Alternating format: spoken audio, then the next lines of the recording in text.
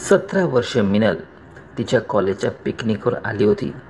हिरव्यागार निसर्गाचे दृश्य आणि नैसर्गिक तलाव तिच्या मनाला मोहित करत होते. सकाळी न्याहारीत कचोरी आणि टोमॅटोची आंबट गोड चटणी मिळाली होती. न्याहारी केल्यानंतर थोड्याच वेळात मिनलचे आजारी असल्यासारखे तिला जाणवू लागले. थोड्याच वेळात तिला उलट्या होऊ लागल्या. तिच्या शिक्षिका तिला जवळच्या डॉक्टरकडे घेऊन गेल्या. डॉक्टरने काही औषधं दिले आणि आराम करण्यास सांगितले. आता अर्धा दिवस मिनल औषध घेऊन पडून राहिली. तेव्हा तिची तब्येत थोडी सुधारली.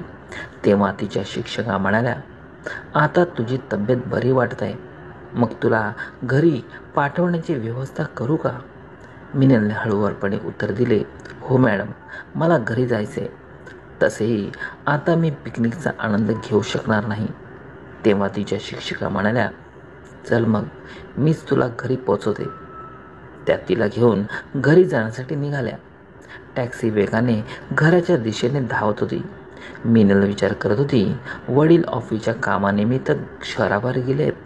भाऊ इंटरव्ह्यू द्यायला चंदीगडला गेलाय, तर तो उद्या सकाळीच येईल. आई एकटीच घरात असेल. मला पाहून तिला खूप आनंद होईल. पण मी तिला माझ्या आजाराबद्दल जास्त सांगणार नाही, नाहीतर ती चिंतित होईल. मिनल तिच्या आई वडिलांसोबत आणि भावासोबत खूप प्रेमाने राहत असे. मिनलचा मोठा भाऊ कबीर तिचा सक्का भाऊ नव्हता. कबीरची आई काही वर्षापूर्वी एका अपघातात वारली होती. कबीरचे वडील कमलेश त्या धक्क्यातून बाहेर पडू शकले नव्हते. त्यांनी कधीच लग्न करणार नाही असे ठरवले होते. पण नंतर कबीरच्या संगोपनात अडचणी येऊ लागल्या. एकट्याने ऑफिस सांभाळणे आणि कबीरची काळजी घेणे अशक्य वाटू लागले. सगळेजण म्हणू लागले की कबीरच्या वाढीसाठी आईची गरज आहे. शेवटी मजबुरीने त्यांनी लग्नासाठी होकार दिला. त्याच दरम्यान त्यांच्यासाठी ताराचा प्रस्ताव आला. तारा त्यांच्या आत्तेच्या जेठजींची मुलगी होती. ती थोडी सावळी होती, म्हणून तिचे लग्न होत नव्हते. त्यांनाही वाटले की तारा या घरात सुखाने राहील, म्हणून त्यांनी तारा आणि कमलेश यांचे लग्न लावून दिले. तारा खूप आनंदी होती. कमलेश यांच्या घरात सुख सुविधांची कमी नव्हती. कबीरही इतका लहान नव्हता की स्वतःची काळजी घेऊ शकणार नाही. तारा फक्त वेळेवर त्याला जेवण देई आणि घराची व्यवस्था पाहत असे. कमलेश हळूहळू तारावर प्रेम करू लागले. लग्नानंतर 2 वर्षांनी तारा एका छान मुलीची आई झाली, जिचे नाव त्यांनी मिनल ठेवले. मिनल हळूहळू मोठी होत गेली आणि आता ती कॉलेजमध्ये होती. कबीरही नोकरी करू लागला होता. त्याचवेळी तो दुसरी नोकरी शोधत होता, ज्यांच्या मुलाखतीसाठी तो चंदीगडला गेला होता. वाटेत मिनलला थोडी भूक लागली होती, म्हणून तिच्या शिक्षकांनी तिला फळांचा रस पाजला. डॉक्टरने तिला जड खाण्यापिण्यापासून वर्जित केले होते.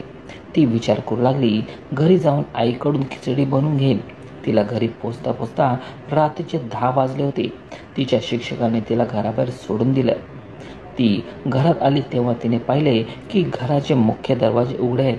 ती हॉलमध्ये आली तेव्हा तिने पाहिले की हॉलमध्ये फुलदाणी पडलेली आहे. ती चकित झाली. तिने फुलदाणी उचलून टेबलावर ठेवली आणि आईच्या खोलीत तिला भेटायला गेली, पण तिथे कोणीच नव्हते. तिला आश्चर्य वाटले की आई कुठे आहे. तिने आता फोन काढून आईला कॉल करायचे ठरवले. तेव्हाच तिची नजर मागच्या स्टोर रूमवर पडली. तिने पाहिले की तिची आई मागच्या स्टोर रूममधून अस्ताव्यस्त कपडे सावरत आली होती आणि तिच्या मागे एक माणूस बाहेर आला. त्याला पाहून मिनल स्तब्ध राहिली. तिला समजत नव्हते की हा माणूस कोण आहे. तेव्हाच तिची नजर आईच्या बदरावर पडली. त्यावर रक्ताचे डाग होते. ती सुन्न झाली. थोड्या वेळाने ते लोक हॉलमध्ये आले. तिची आई म्हणाली, चांगले झाले की आपण वेळेत सर्व व्यवस्था केली. आता काहीतरी कारण शोधावे लागेल, नाहीतर हा कबीर आपलं गुपित उघड करेल. आईचे हे शब्द ऐकून मिनलला धडकी भरून आली. ती विचार करू लागली, हे काय आहे? त्यांना काय केले आहे? थोड्या वेळाने तो माणूस ताराला मिठी मारून बाय म्हणून निघून गेला. मीनल स्तब्ध झाली, कारण आई आणि त्या माणसामध्ये जवळ तिला किळसवाणी वाटली. मीनलचे हृदय जोरजोराने धडधडू लागले. तिला वाटले की घरात काहीतरी वाईट घडले आहे. मीनल थोड्या वेळापर्यंत तशीच तिच्या खोलीत उभी राहिली. नंतर ती हळूच तिच्या खोलीतून बाहेर पडली. तिची आई कदाचित आंघोळीसाठी बाथरूममध्ये गेली होती, कारण बाथरूममधून नळाचा आवाज येत होता. मीनल वेगाने धावत स्टोर रूम जवळ पोचली, पण दारावर कुलूप होते. तिला काही समजत नव्हते. तेव्हा तिला आठवले की मागची खिडकी कदाचित उघडी असेल. ती धावत मागच्या खिडकीकडे गेली. खिडकी थोडी उंच होती, म्हणून मिनलने मागे पडलेली वीट उचलून खिडकी खाली ठेवली आणि तिच्यावर चढून आत पाहण्याचा प्रयत्न केला. आत चंद्रप्रकाशात तिने पाहिले की कबीर स्टोर रूममध्ये बांधून पडला आहे आणि त्याच्या डोक्यातून रक्त वाहत आहे. हे दृश्य पाहून तिची किंकाळी निघाली. तिने मनात विचार केला, आई, मी बाबांना सर्व सांगेन. नंतर तिने लगेच तिच्या वडिलांना, कमलेश यांना फोन केला आणि सर्व काही सांगितले. ते घाबरून गेले आणि म्हणाले, तू लगेच शेजारच्या कांबळे यांना बोलावून घे, बाकी मी पोलिसांना फोन करतो. मीने लगेच कांबळे यांच्या घरी गेली आणि घाईघाईने सर्व काही सांगितले. कांबळे यांनी 2-4 शेजाऱ्यांना घेऊन तिच्या घरी येत त्या स्टोर रूममधले दार फोडले. लवकर त्यांनी कबीरला बाहेर काढले. त्याचा श्वास चालू होता, पण तो बेशुद्ध होता. त्याला लगेच हॉस्पिटलमध्ये नेले गेले. त्यावेळी तारा आंघोळ करून आली आणि घरात इतके लोक पाहून चकित झाली. तिने तिच्या मुलीला विचारले, मिनल, हे लोक इथे काय करतायत आणि तू पिकनिकवर गेली होतीस ना? तेव्हा मिनल म्हणाली, आई, तुम्ही कबीरसोबत काय केले? मी बाबांना सर्व सांगितले. त्यावेळी पोलिसही घरी आले होते. पोलिसांनी ताबडतोब ताराची चौकशी सुरू केली. तारा एकदम घाबरून गेली होती. पोलिसांनी ताराचा फोन जप्त केला. थोड्या वेळात कडक चौकशी केल्यावर ताराने सर्व सत्य सांगितले. ती रडत म्हणाली की तिने कमलेश याच्याशी पैशाच्या लोभाने लग्न केले होते, पण ती ज्या दुकानातून रेशन आणायची त्या दुकानदाराशी तिची मैत्री खूप चांगली घट्ट झाली होती. तेव्हापासून ती त्याला गुपचूप भेटत असे. आज घरात कोणीही नव्हते, म्हणून तिने रणजितला भेटायला बोलावले होते.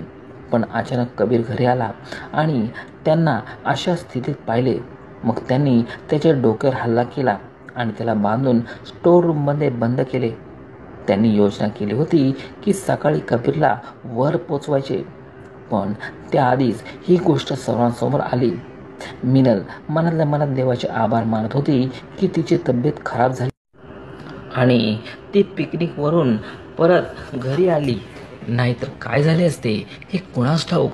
दुसऱ्या दिवशी कमलेश घरी पोचला. येतच त्यांनी मिनलला धीर दिला आणि कबीरकडे हॉस्पिटलमध्ये गेले. कबीर आता धोक्यातून बाहेर आला होता. कमलेश यांना पत्नीचे खरे रूप जाणून खूप दुःख झाले होते, पण त्यांना समाधान होते की त्यांची मुले सुरक्षित होती. तारा आणि रणजित यांना कबीरला ठार मारण्याच्या प्रयत्नासाठी तुरुंगात पाठवण्यात आले. कमलेश आता एकट्यानेच त्यांच्या मुलामुलीचे संगोपन करत आहेत. तारा गेल्या 20 वर्षापासून तिच्या पती आणि मुलांना अंधारात ठेवत होती, पण आज तिच्या पापाचा घडा भरला आणि सत्य सर्वांसमोर आले. मित्रांनो, चुका करणारे विचार करतात की आम्हाला कोणी पकडू शकत नाही, पण ज्या दिवशी सत्य समोर यायचे असते ते येतच असते.